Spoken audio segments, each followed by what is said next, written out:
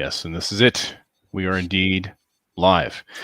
Welcome to Masculine Geek, the real Masculine Geek number 110, the MG Fireside Chats. And we have return of TJ and Mr. Aaron Clary in his awesome fleece and gas station look.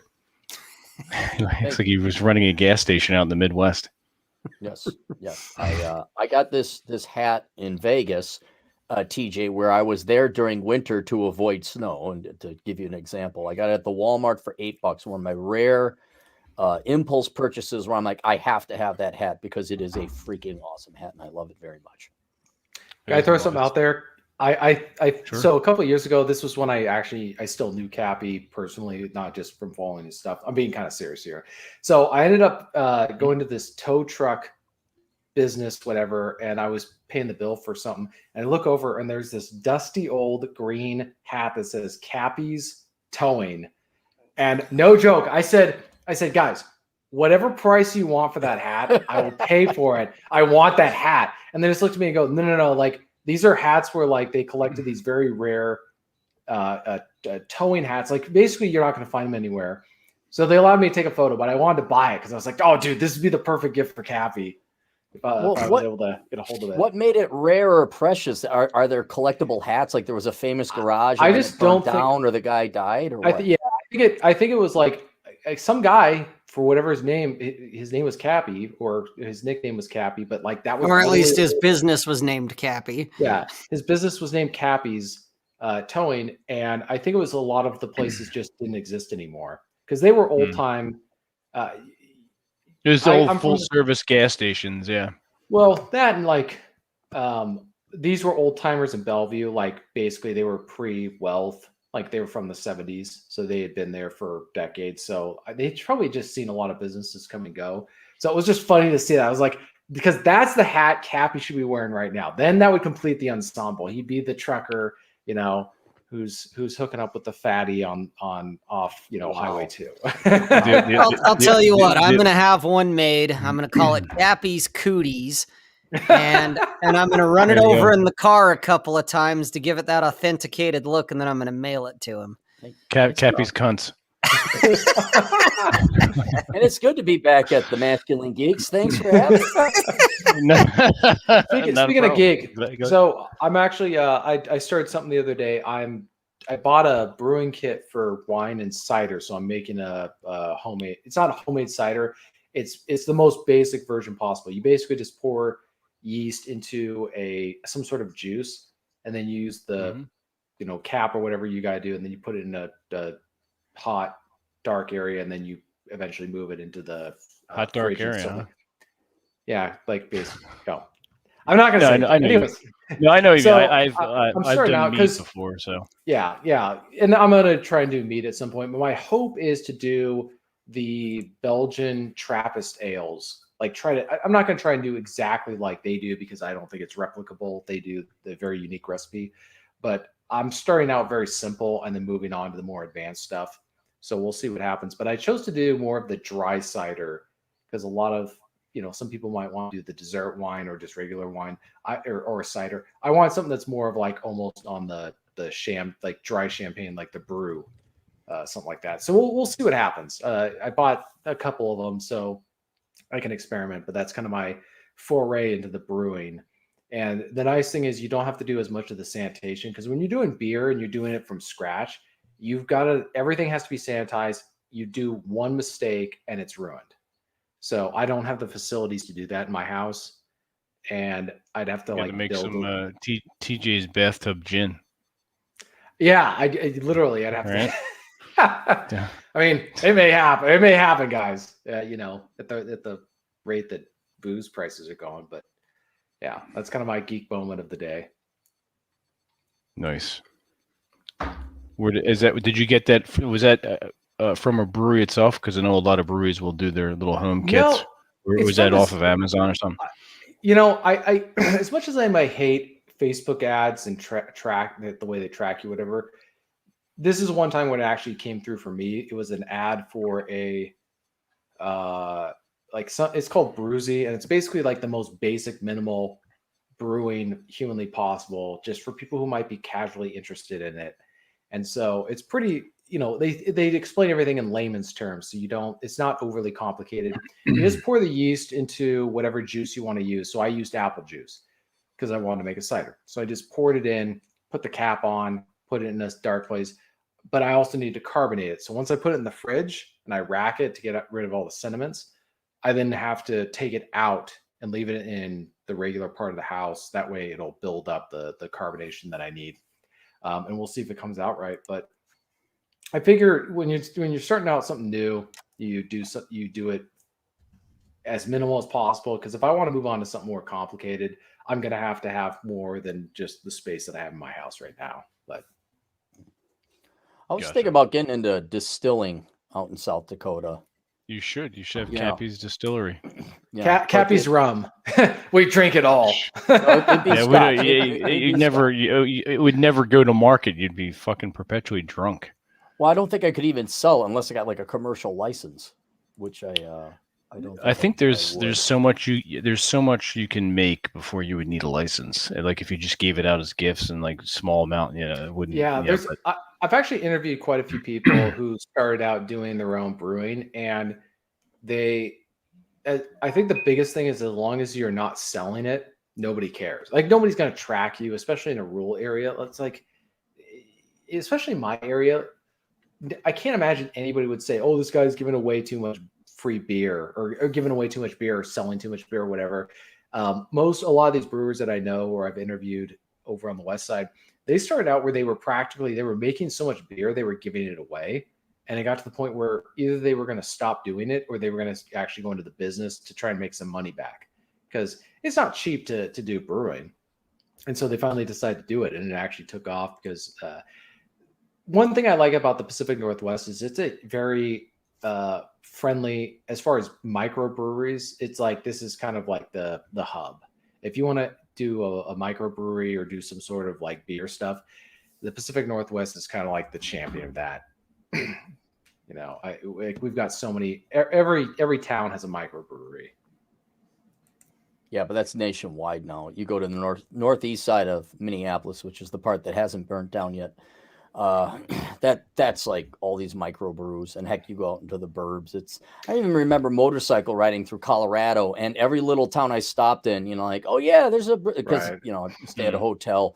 Oh yeah, we got a new microbrew again. This is like 6 years ago. We got a new microbrew. Oh, check out the brew pub. Da, da, da. I'm like, wow, you're all the fucking same. You all got beards, and everyone's under 30, and you're all douchebags without jobs.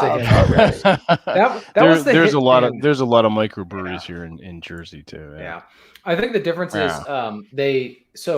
we in Washington State, the Yakima Valley produces, I think 80 to 90% of all the hops grown in the United States, and also like the second most in the world. The difference between other parts of the country and ours is our breweries can go drive over and get them fresh, and they don't have to freeze them.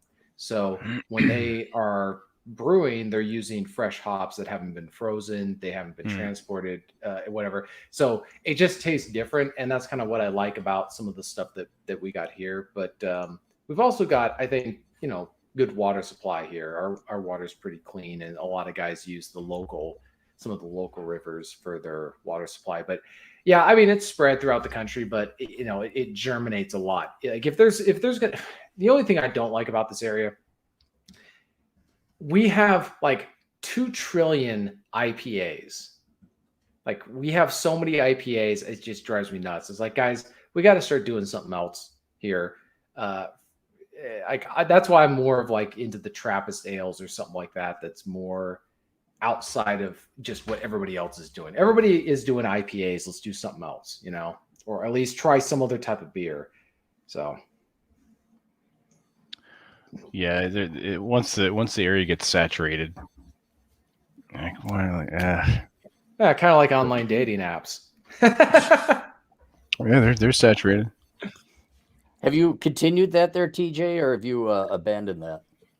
I'm continuing it. I'm just like kind of just realizing that your book of numbers is as accurate as you. It's spot on. Yeah, it's spot on. Yeah. Aaron, I forget. How long did it take you to write that? To write only 3 weeks, but the research Mm. took about 3 weeks as well because I was doing that in anticipation for the speech I would deliver to Rule Zero. Gotcha. And so I looked at it and I was like, oh, this is some pretty good research. I should turn it into a book. And I kind of already did have that in mind. So I kind of killed two birds with one stone there. But And you all- did hire an actuary. correct. I had him go through and audit the figures. Yes. Okay. Were there And any? No, good. I was going to say, and then also for him, like, because it's one thing, it might be logical to me, or I may be thinking I'm being thorough. It always pays to have someone who's been trained in statistical analysis to look and say, all right, you forgot this variable, or you're not considering this, or so. And of course, I mean, ideally, we would have had a team of actuaries as statisticians, but given the meager budget, because I didn't pay him anything because I'm cheap and he just wanted to be part of it, I'm awesome. Fred is also awesome. Yeah, I'm cheap. Yeah, Yeah, you're not cheap. You kind of look cheap. I mean, you have a cheap look look too. at this Yeah. crappy fleece. Some You fucker. but yeah, so it took that long. Yeah.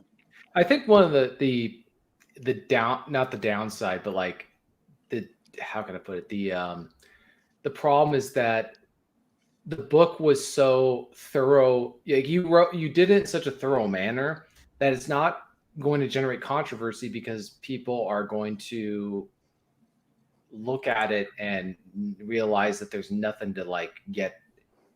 There's like books that have been written where there's clearly something to attack. There's like a weak spot that you can pinpoint. Right. And Krugman's writing would be a perfect example. Right. Like, yeah, you write something that like people are at least talking about. But it was like with this book, it's like, man, it's like it's useful for guys who want to read that stuff, but nobody who hates it will want to talk about it. That's the problem. Like it's like I hate this book, but I don't want to talk about it because people were like, oh, well, what does it say? And then it looks at it and it's like, oh, it's a bunch of numbers and statistics. Oh, that's like the best. If it was the New York Times bestseller, they would not publish a review of it. They would just mention that the book had been published and was the Times bestseller. Well, they learned that lesson from Tom Woods back in like 2004. 2004, he wrote a book called The Politically Incorrect Guide to American History, and the New York Times wrote a signed editorial condemning the book without citing. All they did was just regurgitate what he said in the book, and that's it. And that propelled it to like the New York Times bestseller list or something like that. So like he was just like, you know, I need more you guys signing these editorials or whatever, attacking me. And that's the problem with some of these books is like they're so when they're based too much in data, that doesn't rile them up enough to where they want to talk about it because it's like, well, wait a minute. Are these numbers wrong? Well, I don't know. It's not that anyone's afraid. It's probably much more simple than that. One, it's not controversial. I always try to write something a little bit controversial, at least to get people to think, but also because there's a huge marketing advantage to writing something that's at least edgy and would start a conversation. But you're not going to find terribly a lot of controversy on this one, unfortunately, because most guys have lived it. And they're like, yeah, no, duh. It's just nice to know that kind of was the numbers, or here's what we're facing. And then most girls will never read my book. They have no intellectual interest in a analytical book. Right.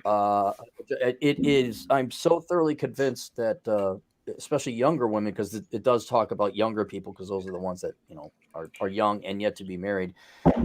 They are so far gone in their own little world. They're not going to entertain a book or an idea that goes contrary to what the rest of the world will tell them is they're great and amazing and wonderful. So they'd be like, whatever, it wouldn't even come across their radar. Do that again. What was that? Whatever. Like TJ, you want to answer that question? You're a good person to answer that question. I put up in the about role playing. I don't know.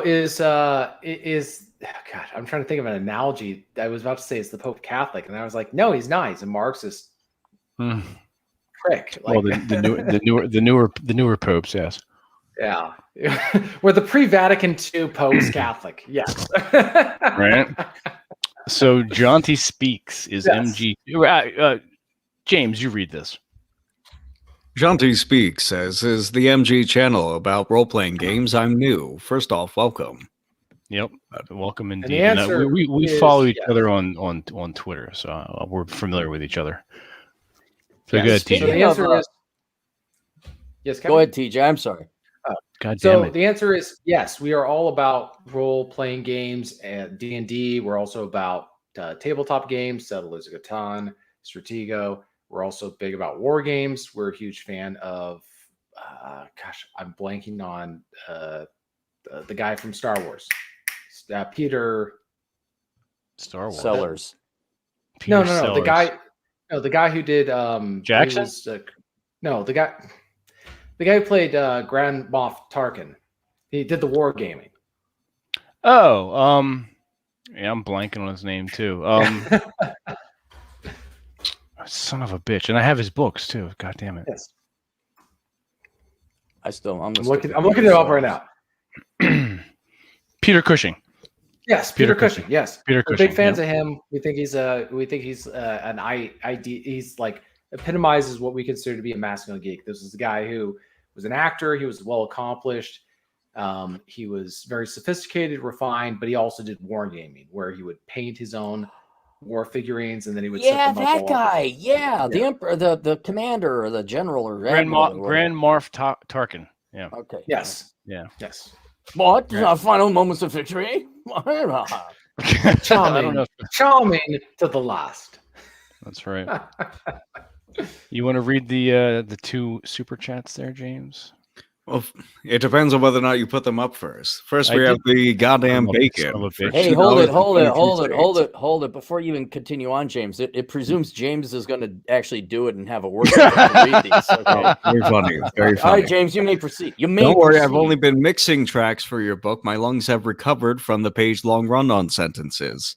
And I'm the no longer on a ventilator. He does. And the do herp that, you yes. had on your. Remember the herp The herp. infection you got. Oh yeah, that sore on the inside of my mouth. That's sore. The Look goddamn at- bacon for $2.23 says just resupplied on booze. What did I miss?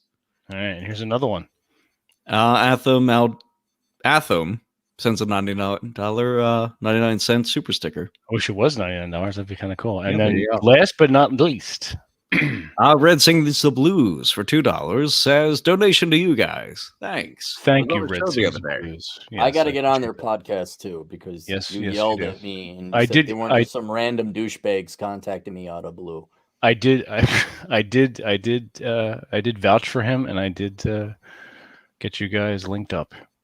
So there you go. Just so they know, it'll probably be April because I gotta move and all that other. 'Cause you good got- things.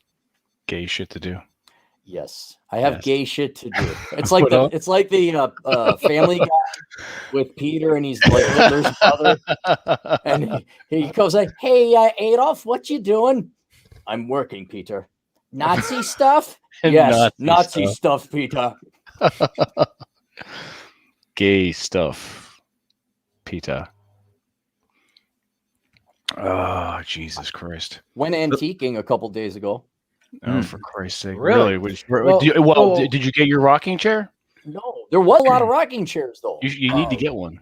Well, So yes, TJ, what is it? What are you going to tell us about antiquing now? Tell us. Vincent Price was not notorious, I won't say, but he was a very prolific antiquer. He would go. And he was very when big into fine dining and cooking. Yes, fine arts as well. Yes, wine. he wrote a And wine. cookbook with his son, and he also was into fine art, but he also was big on like going to antique stores when he was on film sets. One of the best appearances he made publicly it was on a talk show. It may have been on like a Johnny Carson type thing.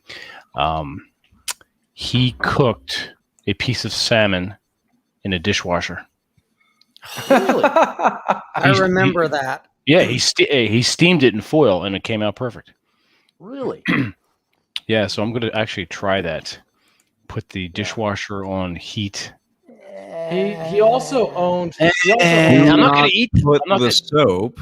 Yeah, well, yes, Yeah, I but yeah, do not put the I'll make sure. detergent in I'll you. make sure I'll give you the Tide Pod so you can eat that, and then I'll just go. I'm not concerned about the soap. My concern is this sounds like bad idea jeans. Like, because maybe back then the water power wasn't quite as much. I'm just thinking if this fails, you're gonna have a big ass mess to clean up. Well, no, you don't. It can't be. You don't have to Let cook salmon. Vince, in the and you're dishwasher. not the one doing it. I want Vince to defend himself. I will. Excuse me. I will go ahead and do this just to spite you, Aaron. Okay. Yeah. Right. You, And I'll wanna film make Spite everything. the devil. you want to Spite make my it? You want to father make and it spite the interesting? devil. We can make it interesting. Okay. All right. How about you got intellectual honesty, which I know you're capable of. If it comes out well, I owe you another man's used fleece. And then if I win, then you gotta get me another man's used fleece. Okay, so we both go down to the Goodwill. We get rid of the dust mites and the ticks. Fair And, enough. fair Well, enough. that used fleece, the one you're wearing, was mine, and it went on many backpacking and camping trips. So that's. It's And got there was some- also a lot of women's asses on it too. correct. Yes. So now you've got ass. Got female ass. Here's another one. Atham for Atham. $2 says Vince equals feminine geek. Always love you, Atham. You got to take that from a eunuch? I know, right? Wow. Well, it's like my Yeah, father. how is that castration fund going? That's right. Wow. I Wow. always consider the source, so I know Athem's. No, he already had it. We already funded it fully. We had a guy who he donated. had his testicles chopped Yeah. off. No, Oh, no. That's a eunuch. That's why it's a joke. No, he had a vasectomy. Does Uh, everyone know what that is here? Because Yes, I've been we shocked. know what that is. Okay, yeah. all right. It's shocking. How Jesus geez, Christ. why'd you cut your balls off, Cleary? It's like, okay, that's not We're what messing it is. with you and Atham. No, so yes, he had his vasectomy, and it was bought and paid for by donations. $1,000 went to Atham. It should have gone to my septic tank fund, but I was feeling charitable. So, Septic tank fun. yeah, my septic tank fund. All my super chat donations go to my septic tank fund, but now my septic tank has been installed, so now it has to go to some other fund. Which we're kind of coming to the closing bits where it's like the floor fund, the paint fund, the trim. How about the fund. TJ Martinell Benevolent Fund? I've got a suggestion for you: the Water Main Emergency Fund. Just shit in a pot. Read this next one, James, if you would be so kind. Atham for $2 says, "I'm a free man now. Thanks, Cappy and donors." Wait, did you? I assume he means sperm donors because now he can't have kids of his own. And I don't know. Did other people fund your ball snipping? Yeah, no, he had a $500 donation, and then me and Chad, or me occasionally, we'd say, okay, all donations, all super chats go to Athens vasectomy fund. And Jesus dude, Christ. the little Cappy Cap community came through and did that. So I was like, oh, cool. You know, Well, it almost, he should have taken the piece they snipped out and sent that to you. Little souvenir. No. Well, and little Mexican mice balls. How small would it Exactly. possibly be? Exactly. And here, and please, we're on a roll here. So James, if you would. oh continue. dear! All right, name was Jofith. For $5 says, "What is this? The Fab Five from Queer Eye for the Straight Guy." Yeah, you wish. Well, you keep sending in the donations. We'll keep reading them. Anyway, so I went antiquing, and I did find some stuff. There were tons of rocking chairs, but I had an interesting observation, and that is about 95% of it is junk. Some of it is okay if you like that stuff, and there's only a few rare, precious things that are actually worth collecting, which was what I'd imagine Vincent Price would be going after. But I've got an old Snoopy cup where he's golfing. Oh So yeah, that- didn't you show that to us one day? No, that was my Pepe Le Pew mug. Oh, Turkey that's mug, right. yeah. Okay, Which you now I guess got has even more value. yeah, you got that from an antique place too, right? Antique shop, right? So Yeah. I got that. And then I got a Snoopy, just regular old glass with him golfing. I thought it was cool.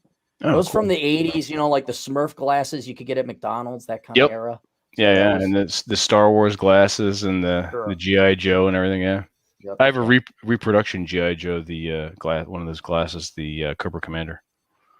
And then I got an old silver tray with matching pouring cups for, I believe, what would be cream and sugar, and a very ornate coffee maker. that goes with that. And so, Oh, one of those, like a percolator. Yeah, percolator. Yep. Okay. And so I got that, and she says it works, so I bought that. And so we're going to toss that old Chinese piece of shit we got. That it makes the coffee, but barely, and we're going to have a nice old school coffee. Oh, cool! I like that. Yeah, those were fun to use when you go camping. The little small camping percolators. So when everyone comes to visit, except James, I'll make you guys coffee. Awesome. You gonna be making in that fleece and hat? Probably. I really have been bumming around because, well, see, this being in Jersey, I think we all do. Yeah, we all have to suffer winter. Yes. And there's just no reason to dress fancy or wear nice clothes until at least April, more like May in Minnesota and Wisconsin. But down in Miami, I was dressed up. I mean, it makes sense there. You wear nice shorts, nice slacks, nice shirt, and because you just walk out and there's not slush in the street. But there's no reason to, I think it got up to a high of 60 degrees today. Now it's back down to 45 and there's still slush out there. So it's like, yeah, I'll just wear my crap clothes. Okay. Yeah, fair enough. Cool. How you doing over there, Rob? You holding up? Mm-hmm.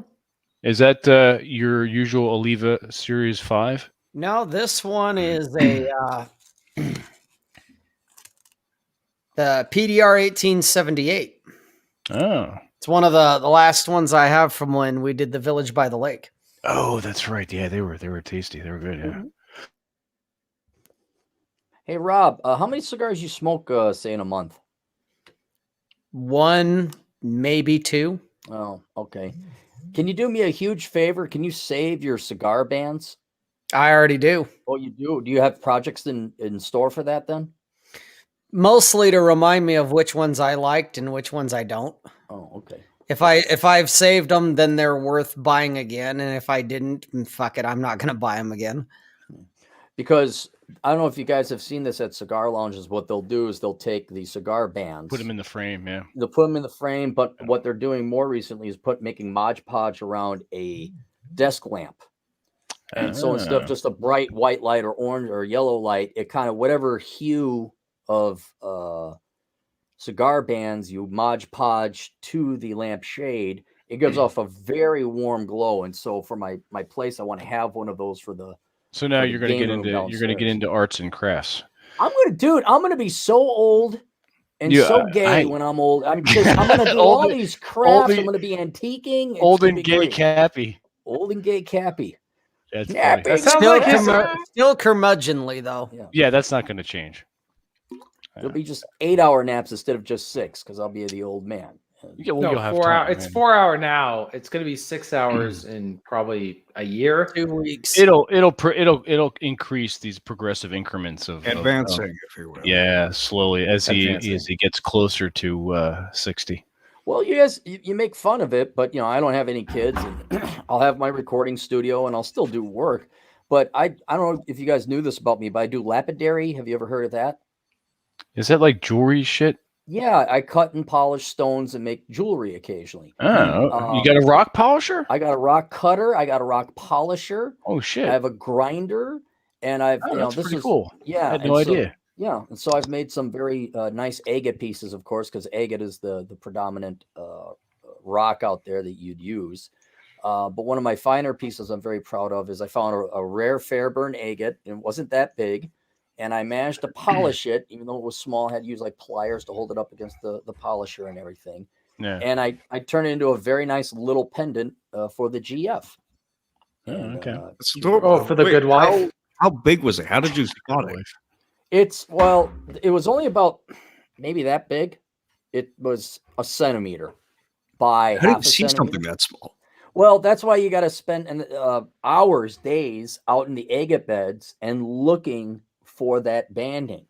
And it's a long, hard search. And if you're lucky, now for example, hard search, huh? Yeah, I got an agate about the size of a softball, and that one, among some other of the larger ones I've seen, you can spot while standing up. Otherwise, you pretty much have to get down on your hands and knees and sift. This through is these. just getting more gay as we go along, Aaron. Well, we need to just Hey, get down your hands and knees, long and hard, rock polishers. Anyway, so the trick to finding these things now is because people have been looking for those agates for about 150 years since the Wild West days, and all the good ones are picked over. And if you really want to find agates, tragically, the best way to do it is to go to an estate sale or go to some old time rock hound guy and buy his best agates off them, because his children don't want them, the grandchildren don't. They think, oh, just weird grandpa with his dumb rocks. And so it's one thing where it's like, okay, yeah, I could get this really nice piece worth several $1,000s, probably for 500, because I know what its value is, because the family doesn't want it. But then you didn't find it. And so these guys have found all the good ones. The fields have been very picked over. So you got to really be strategic. Like, okay, where is a dangerous place men would not have gone? Where did the rock slide occur? Where was something washed out? So there's a fair amount of strategy to it as well. But yeah, it's getting to the point that you kind of look for a pebble size agate and you're happy if you find one. It's funny, Cappy, you mentioned like how the family isn't interested in stuff. And it kind of touched on what I was just chatting about with a buddy of mine earlier today. I've got a ton of tools that was given to me by, I have a relative who lives in a retirement center, and a lot of, obviously, some of the members either they moved to a hospice or they died, and their grandchildren and their spouse were not interested in any of their tools or any of their stuff. So he just was like, do you want some? So I was going through my tool shed of all the stuff that I had, and it's like, some of this stuff is not like cheap, and it's not, I think you know what I mean? Like a lot of like very nice stuff. Yeah. And I was just thinking about like, yeah, it's like, yeah, exactly. So I'm like organizing my tool shed and trying to like put everything in its proper place and kind of organizing it. And I'm looking up some of the stuff, and like, I'm like, holy hell, this is not a cheap tool. This is kind of an expensive, nice tool. And I got it for free. Like they just gave it away. Huh. So it's like, it's kind of like some schmuck gave me this perfectly good fleece. He gave it away. This dumbass giving free great fleece. Well, no, I mean, kind of seriously, like the reality is like when a lot of these guys pass away, their relatives don't appreciate, for whatever reason. I don't know. I'm not going to speculate. They don't appreciate what the hobby that they had, and all the knowledge and the tools and stuff. So they just want to get rid of it. But like, man, if you're interested in that stuff, it's a prime opportunity to just get it for cheap, as opposed to getting it for, yeah. At least the tools have practicality. And here's something that I realize is kind of sad, and it applies to everyone here except James. But every one of us here rides motorcycles, and so we have motorcycle jackets. Of course, TJ doesn't wear his because he's invincible, and fuck the road. His elbow will show the road who's boss. The best part, one of the best memes you made was like there was this dude like 20 feet in the air from the motorcycle. And the motorcycle's going one way, and the guy's going the other. So for those who are wondering, I have like numerous. I bought all the equipment, all the clothes. I just went on a motorcycle ride the other day. TJ, show your scar. It's a cool scar. Show it. There you go. Assy. I saw that shit when it was like down to the bone. Yeah, that was all fucked. That was all fucked up.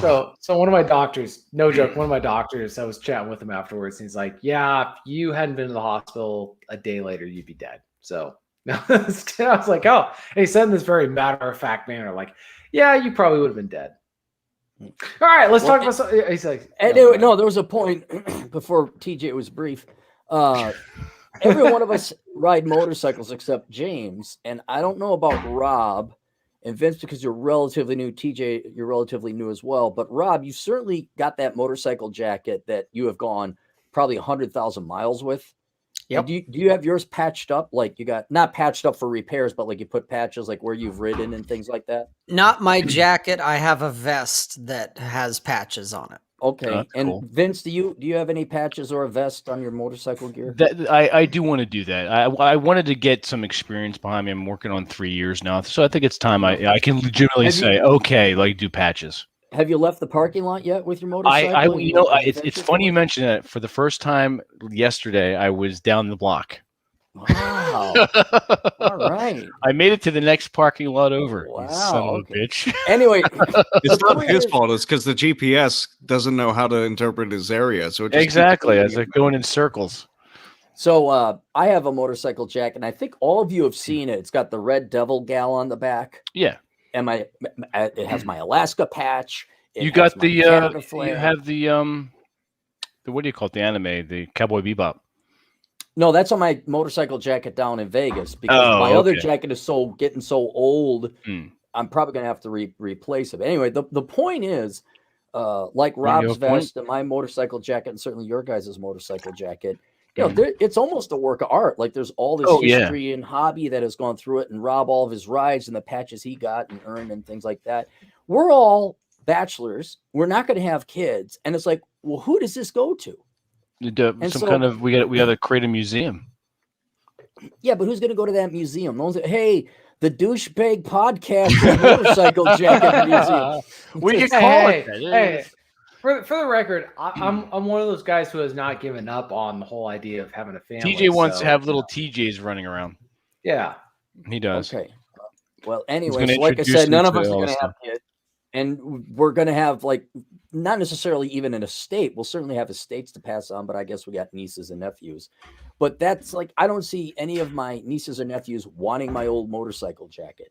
I don't know who wants Rob's, leather vest or anything, and it's almost like you're compelled that you're going to be buried with it because It's it'd kinda be a cool. shame. It'd Or be a burned with it. shame, well, or burnt with it. But it'd be a shame if that history, that piece of art, I guess, just wasn't appreciated after all. Yeah, But no, I know what you mean. Yeah, absolutely. Maybe There's a lot of history and lineage and experience wrapped up in that one article. It's a work of art.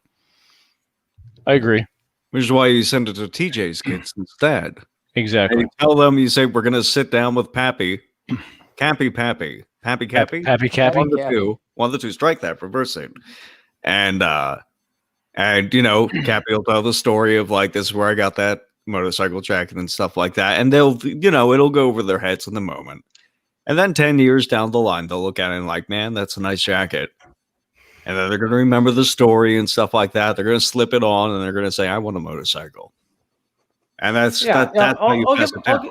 I'll give an example. So my grandpa, his last name was Fitzgerald, but he went by Fitz. That's everybody how I knew him. He was a World War II pilot, and he flew the Hump, which was from India, a route from India through the Himalayas to India or to China. It was the most dangerous flight path in the world.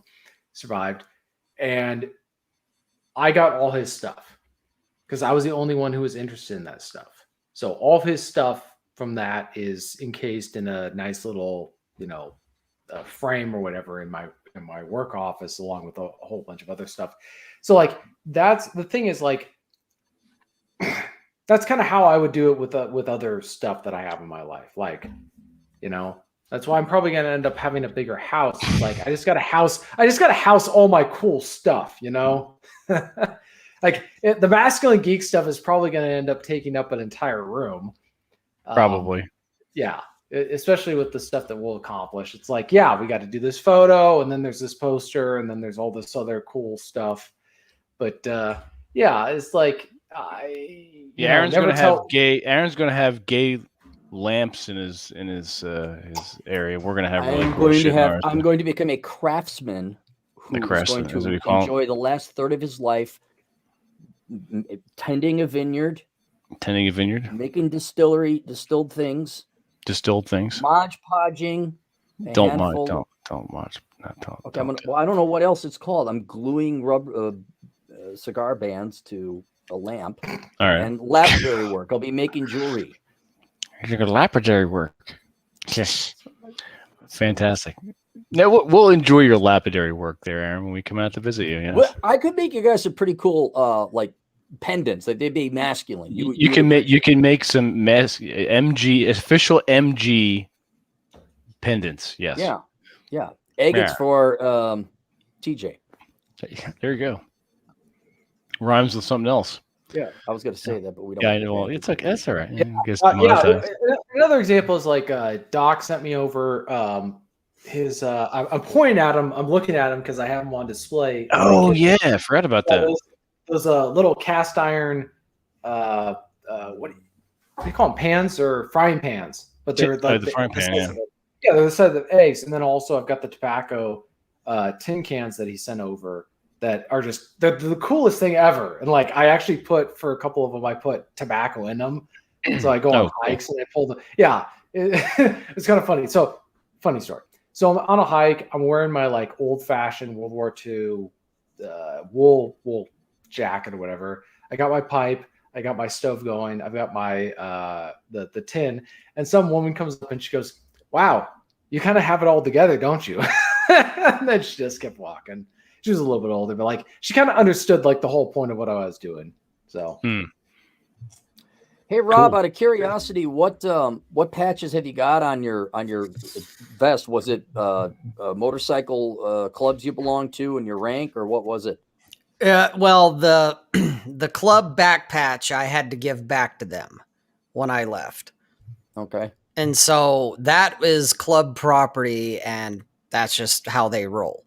But like the road captain patch, because it just says road captain basically on it. There was a couple other ones. There was like a Jane Fonda patch that, Jane Fonda's a cunt type of thing, because they had a feel about her, There was all these other little things that I've got all over it. There's a couple I picked up.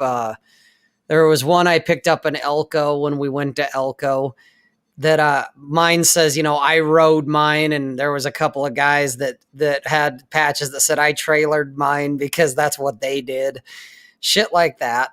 So it was just random shit like that you'd the pick bitch up. fall off. Is that did you get the bitch fell off? No, I didn't get that one. I know the one you're talking about. Yeah, if you can see this, the bitch fell off, Yeah.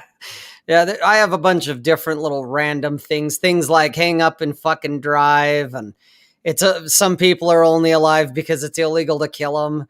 Things like that. One that says dickhead. So things like that. But nothing like for example, Dragon's Tail. It's the. No, I don't have any event patches like that. All right, but you didn't go and do Bonner's Ferry and you get Bonner's Ferry patch or anything like that. Okay. All right. Now, I got the memories of the rides that I did. I didn't need a patch to commemorate them. I wasn't going to fuck around. Most of the rally places that I would go to would charge an ass and an arm for a patch like that. And it's like, fuck that. I don't need that. I got the bugs and the snags in the leather and shit to prove that I'd done that shit. So... Well, I get my patches on the internet, but I will not get a patch unless I write it. So like the Dragon's Tail, I got that on the internet. Yeah. Canada patch, US flag, US Road to Mexico, Mexican flag patch. So you can find them dirt cheap. And then some of it I will provide some liberty in doing artwork. Like I have the Cowboy Bebop patch, and then I have a Sebastian Joe's patch. You don't earn those. I just wanted to have 1, 2, 3, let's jam on it. So that you see other Cowboy Bebop people like, oh yeah, hey, I'm really cool because I ride a motorcycle and I like Cowboy Bebop. True. You need to have one that just says like I like dick or something like that, Just for the fun. I think he already has that. So the back of his cap says.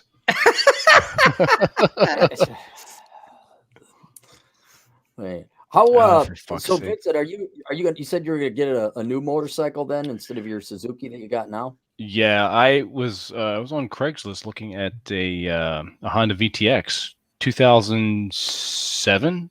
That's the exact one I got, 1300. It's a 1300. It's garage kept. It comes with the saddlebag and the bitch bar. It only has 9,000 miles. How much? And he wants 4,000. So I'm going to take a look at it this weekend.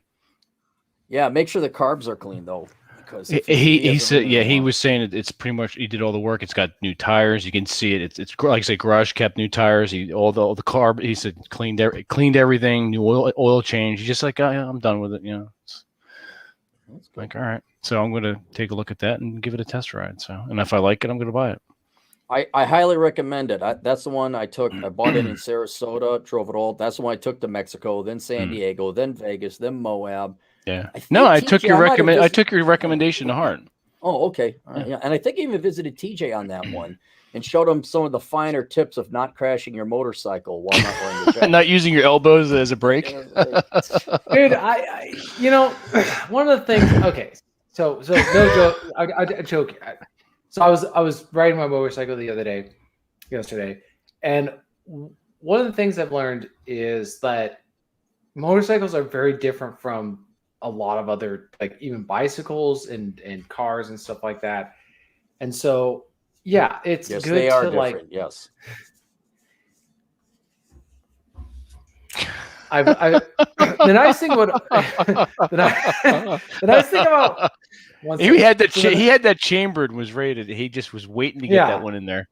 So the nice thing is, like, I have a Under Armour protection thing for my elbows, chest, and everything else. So I can wear, exterior wise, I can wear like the bomber jacket that I bought years ago, the 1951 Navy bomber jacket. You bought a new black leather jacket too, didn't you? I did, but like I can wear whatever I want now because the protection that I get is already on the inside. I don't got one have of those to worry exoskeletons, is what you're saying. Yeah. Okay. And then I've got the pants that like they're padded too. So like, you know, having crashed a motorcycle, it's like I know what I need to protect. You protect your knee and you protect your elbow. And your junk and your junk, and that's protected as well. So nice. So anyways, yeah, it's nice to like where I can wear other types of, like, I can wear the bomber jacket because I bought that years ago and I love it, but like there's just not many occasions to wear it, especially in the rural area, because it's kind of, I don't want to say it's pretentious, but like if you're wearing it, it's got to be for a certain reason, because I'm not just going to go out in public and wear it just to wear it, you know. James, you going to get a motorcycle, or are you busy with other stuff? He's going to be buying mine. Yeah, most likely. Vince offered it, and it's a nice bike as far as I'm concerned. So, and it, moving out of the house, that's going to be so convenient, not having to worry about, because I keep looking up the insurance and they stay relatively consistent. Progressive insurance is like $300 a year. Yeah, they're usually pretty cheap, and that's probably full coverage too, I'd imagine. Yeah, I have full coverage for this with Geico, and it's $98 a year. My God. Yeah. That's one of the things being a young guy is like fucking insurance kills you. Yeah, especially under 26. Yep. Yeah. You can't even rent a car, for fuck's sake. Yeah, Don't exactly. worry. Like us old guys get to pay a lot more in health insurance. Yeah. No, that's completely fair. Yeah, that's true. But it all the good balances news is, out. I'm going to go. My premiums are $300 a month in Minnesota, and then when I switch over to South Dakota, it drops down to like $120.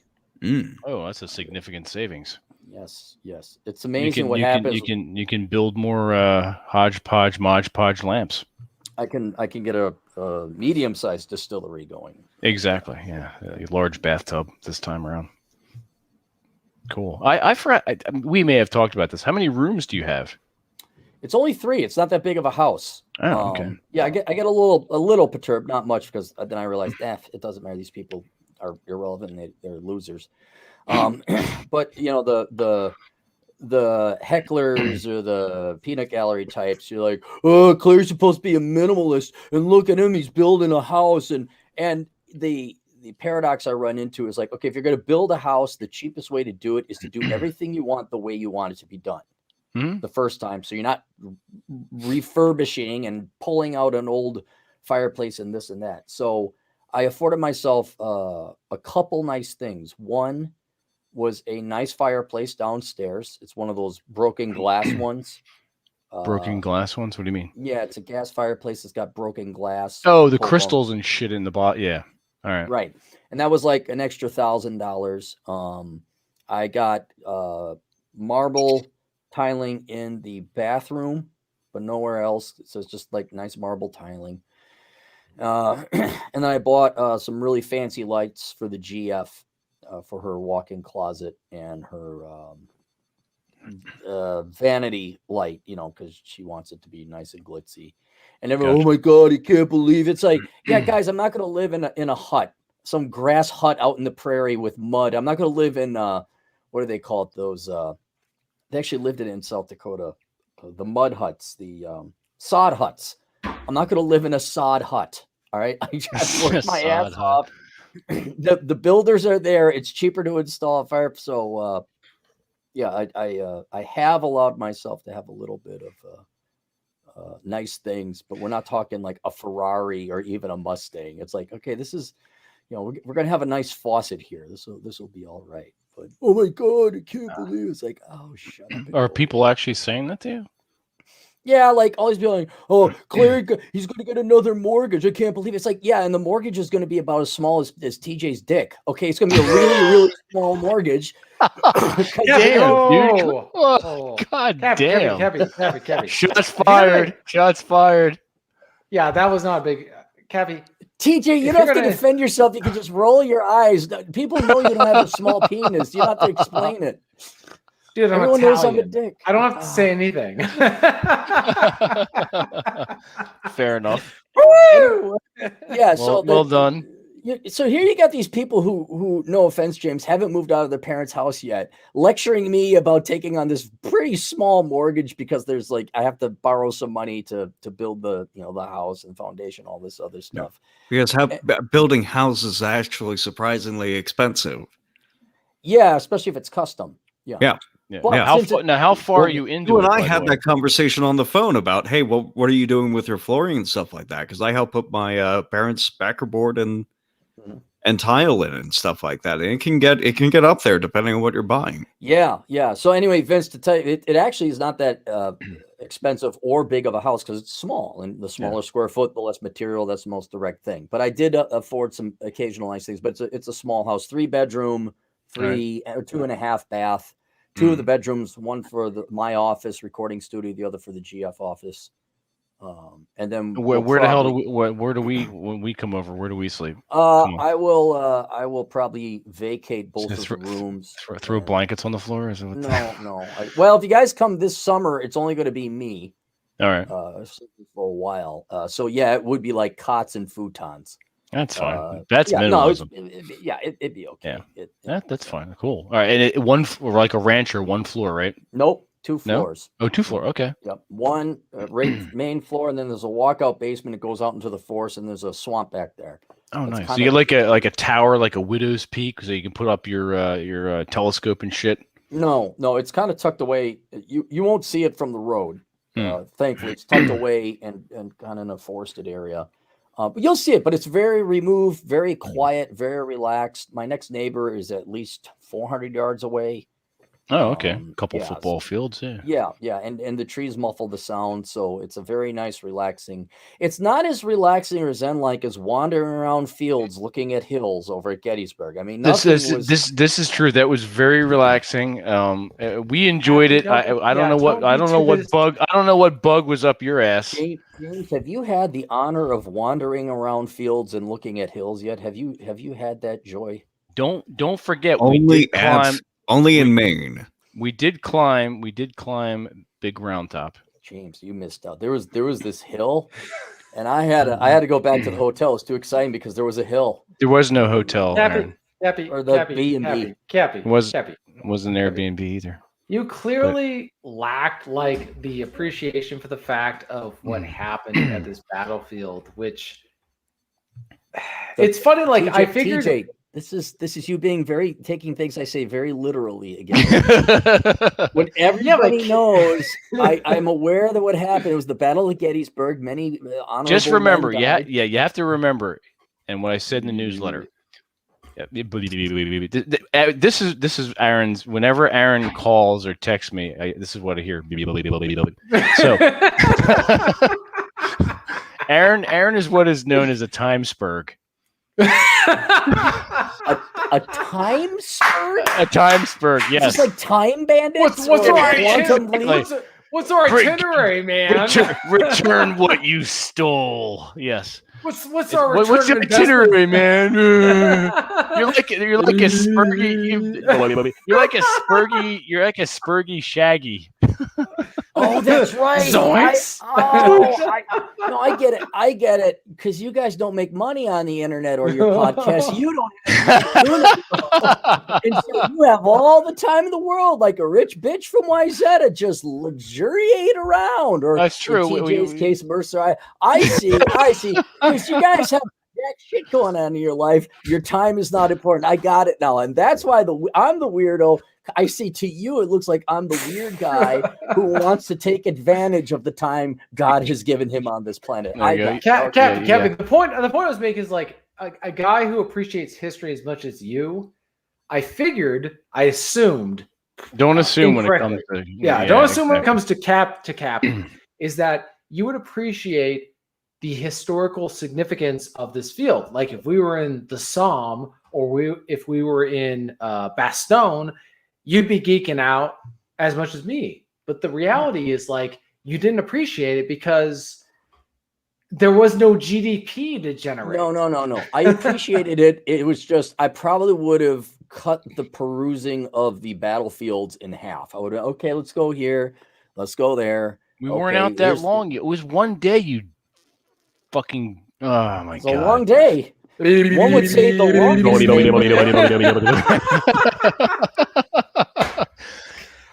What's your? That was one of the first. Like that, I'll tell you now. You got into the airport late. That's not your fault, and you rented your car and you drove in, which was very admirable of you. Had to pick your dumb ass up from the airport. It was 3 a.m. when you called me. Come open the door. I'm here. Okay. And one of the first things you said after I showed you to your bedroom and said goodnight, is there an itinerary for tomorrow? Sleep till whenever, and we get up and we go eat. Okay, that's what I said. I got up at like 7:30 o'clock, and Cappy woke up at like freaking 11:30. Yeah, however late. And it's like, good Lord, I can only do so many finger touching push-ups before I go insane. Like, anyway, that's why I want to know if there's an itinerary to set my alarm. When you said there is none, I'm like, oh, okay, cool. And I'll have to set an alarm because I didn't know if like we'd have a tour or something scheduled with an actual tour company or something like that. So no. I was the tour guide for you. But now that since it perturbed you so much, now I reiterate that question anytime I get a chance. Yes, I know, and it perturbs me even more. Right, there we go. Yes, that's probably what I'll do when I come out to visit you. Is like, is there an itinerary? Yeah.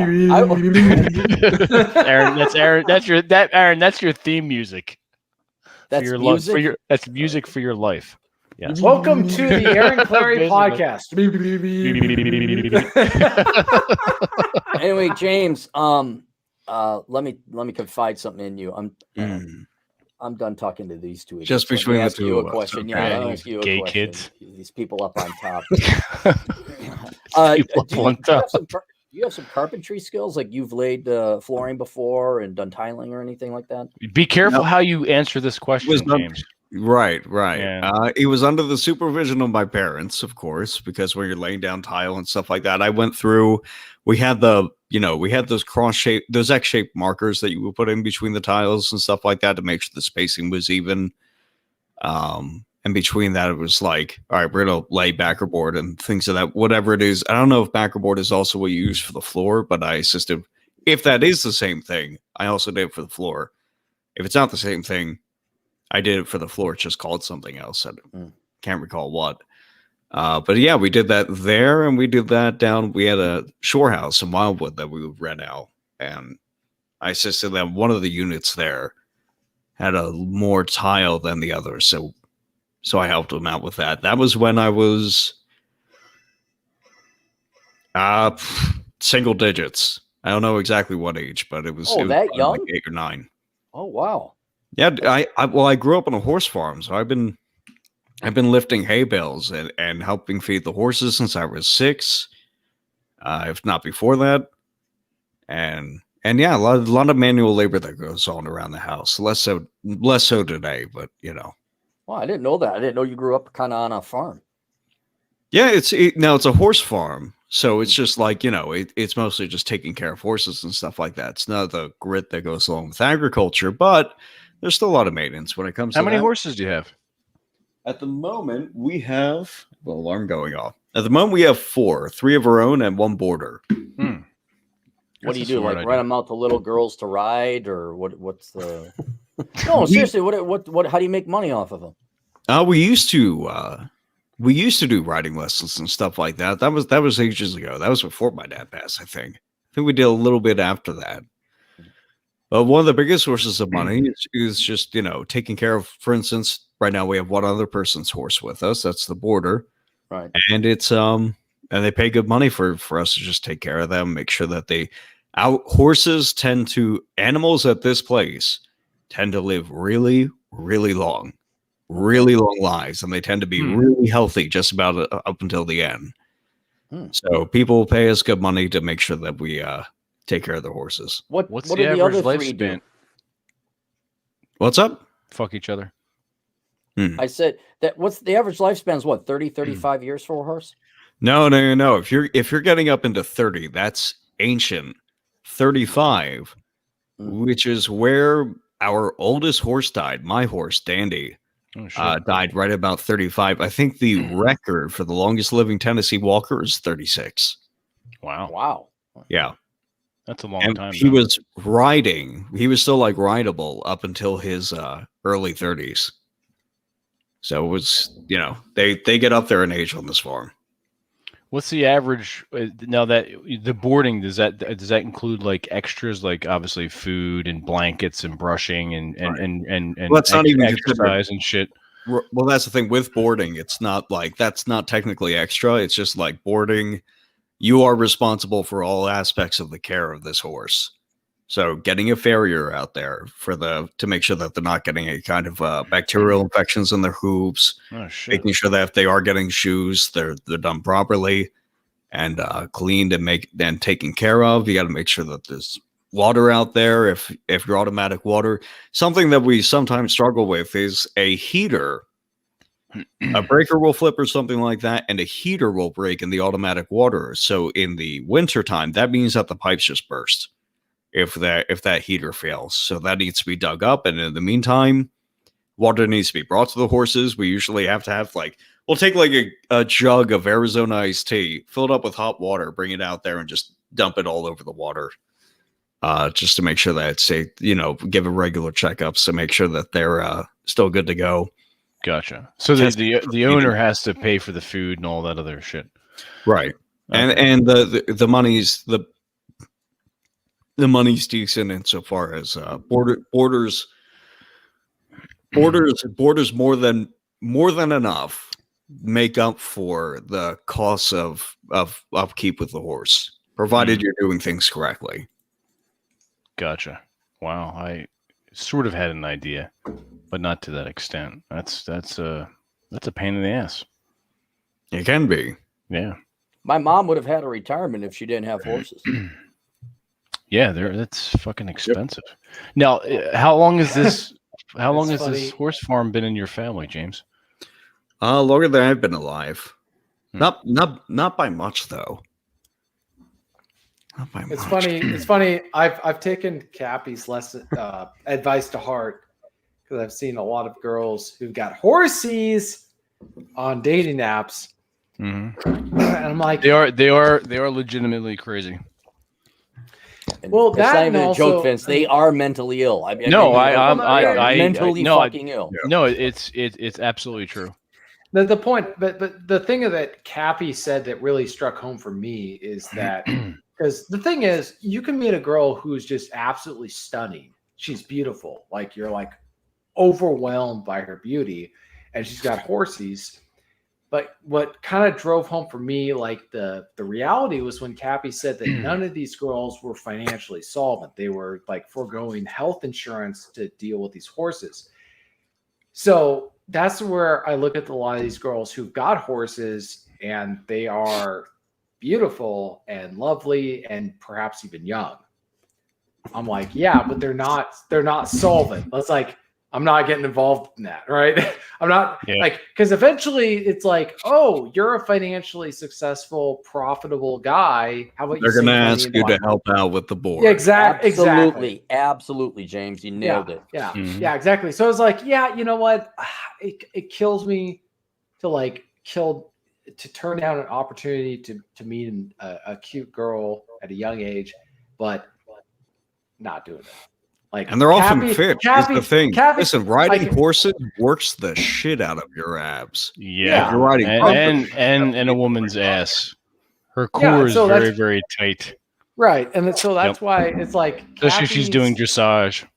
Well, no, this is why Cappy's channel, along with Bachelor Pad Economics, but he's done a couple videos years ago that I like literally recorded on. I've saved onto my hard drive because like lessons learned. Don't date girls who have horsies because of this reason. Like when a guy says who's been in banking or finances says every woman he's known who has horses are financially like on a bad state, that's something that like you put down and take notes for future reference. So I'm not trying to praise Cappy anytime. But, well, you did that on Jack Napier's show too. You sang my praises about my book. You said I was right. Now you're saying it's like, are you feeling all right? Did you fall off your bike again? he fucked up his other elbow.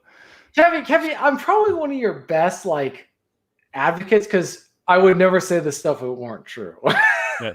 This is he true, fell off man. his horse. Yeah. You got to wear a helmet. Have you guys know Terrence Popp, of course, right? Yeah, We do, Pop. yeah. I love Pop. Yeah, Well, he's fun. he was a little before my time, is the funny thing. And I say that with the knowledge that he only got kicked off YouTube relatively recently, like in the past year or so. Well, anyway, Wait, he's kicked off YouTube? He still has his videos up. I think he does like excerpts up front on YouTube. It says go to BitChute because he does the Oh, shit shoot. yeah, he does like what Steven Crowder does. He'll do like a little bit of an intro, like, hey, if you want to see the rest of this video, go over here. And so he'll just use it to lead people to BitChute. Gotcha. He has a video out there, I'm sure it's still up, about his experience dating a woman who had a horse. And among many other things, Pop obviously knows more details that told the story better. But the one thing that stood out is that she got the horse health care, but she herself had no health insurance. So she was paying for the horse's shots and anti-bugging and anti-parasite this and that and surgery and all this other crap. But she would forego health insurance. These girls that have horses, unless they're cowboys, like they work on a ranch and they use the horses like out in Wyoming. That's the only time I saw horses being used legitimately and for a for-profit business was for ranching out in Wyoming. Mm-hmm. Anytime else, if it's a pet or I just like to go riding or dressage, that woman is, I'd honestly, I'd rather date a girl with herpes. I honestly would. Can confirm. Yep. Yeah. They are fucking wrecks, both Bad financially and shit. mentally. Yep. Crazy. Yeah. I think it's kind of, I think Ryan Stone said something about the fact that like they're controlling this giant animal. So if they're doing that, you have to be like twice as big as that animal in a metaphorical sense in order to have a hope of straightening them out. They go fucking insane. Because they're like, well, I can control, it's some kind of internal looper like, well, I can control this thing and you're smaller than them. So I can control you. It's like you have to be so firm with them and they go so fucking nuts whenever anything doesn't go their way. And technically speaking, you have to be that way if you want to control a horse. But at the same time, that's probably why they chose horses as pets to begin with.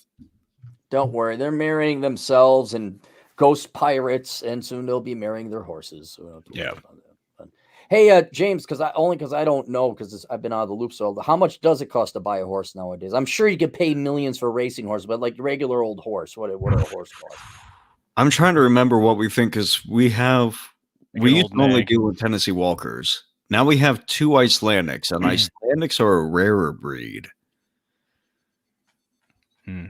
Well, what, 5,000, 10,000? What's a horse cost? I think it was the last time we 16, bought one, it 17. was in the 5,000 range. Okay. But there's a caveat here. which is that was in it within a lot of times you'll see this is you will have a group of people who ride recreationally. And if they're breeding or selling a horse or trying to move one around in some capacity, they will give each other first shot at it. Think of it as like a book club, but wasting even more money. Yeah. Wasting even more money. They will give each other and first not shot getting at it. educated. You read a book, you might actually learn something. Riding a horse, it's mindless. Yeah. That was it, James? You were gonna? No, that's it. That's it. It's, Oh, okay. I thought it's you were gonna around $5,000. It's still in the single digits, but that's with the caveat of these are for recreation. Sometimes they are not sometimes they're not the oldest, they're not exactly young. That They're old not gray mare. prime breeding stock or anything like that, usually. And this, like, I think what was it? Osk? I think we got that horse for free. I'm pretty sure. I think my mom's friend just gave it to her. She's like, I'm done with this horse. I heard you want another horse. I'm done with this one. I don't want any money for it. I'm going to give it to you. Which is actually potentially an opportunity. If you have some means of making money with horses, if you're a rancher, if you know a guy who is a rancher out in Wyoming and you want to sell him a horse, You're going to see a man about a horse? Yeah, you get in the in crowd with one of these people. Huh. I'm just picturing a free horse. It's kind of like limping on one leg, or flies flying around it, or something. No, and this was an Icelandic, high quality, young, just moody and temperamental as hell. Really difficult to break. Nice. All right, gentlemen, we are at the hour and 15-minute mark. I wanted to keep these around an hour and 15 minutes. So we're going to do a little bit of housekeeping as usual. Rob is incognito, so we're going to switch over to TJ. TJ, where can everyone find you? They can find me at TJ Martinell, MartinEll.com. There you go. And James, how about yourself? You can find me on Kickstarter.com and search up Eyes of the Forest on Kickstarter.com. That is a comic project that has gone live.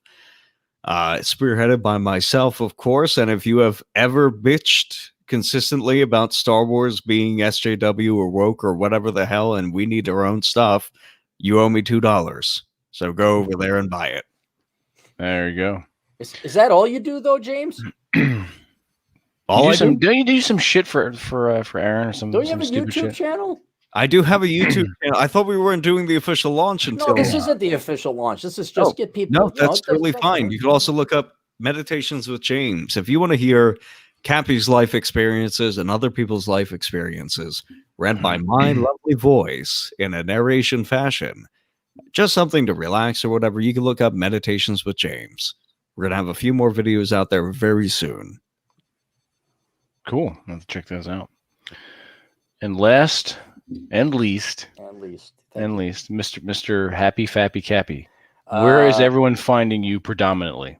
Predominantly, Yeah. it would be probably assholeconsulting.com or my YouTube channel, where you just search Aaron Clary, and that's where you'll discover. There's other places in many social media formats, but those would be the two places to find me. Fantastic. Excellent. All right, everyone in the chat. It has been fun. It's been a good night. It's been a good discussion. Lots of humor, lots of horse jokes, and probably more information than we need or want, but still interesting nonetheless. And Rob has come back just in time. Rob, where can everyone find you? RobSays.net. Awesome. Fantastic. Just like it says in his thumbnail. So there you go. All right, everyone. Until next time. Oh, and we are probably going to have a MG Rogue broadcast on Sunday. Now, you may say to yourself, well, Vince, why are you announcing a Rogue broadcast if it's Rogue? Shouldn't you just show up with it? No. A Rogue broadcast is a broadcast that we don't normally do. And we normally do these things on Wednesdays. So thus, anything other than a Wednesday is a Rogue broadcast. So this Sunday at 8 p.m., a little surprise for everybody. We're going to talk about large tits in writing and anime. So there you go. Large tits. I'm in. There you go. You're invited as well. So on that note, we're going to leave you with that, gentlemen. Large tits, Sunday at 8 p.m. Everyone enjoy your evenings and your weekends, and we'll see you on Sunday. Peace.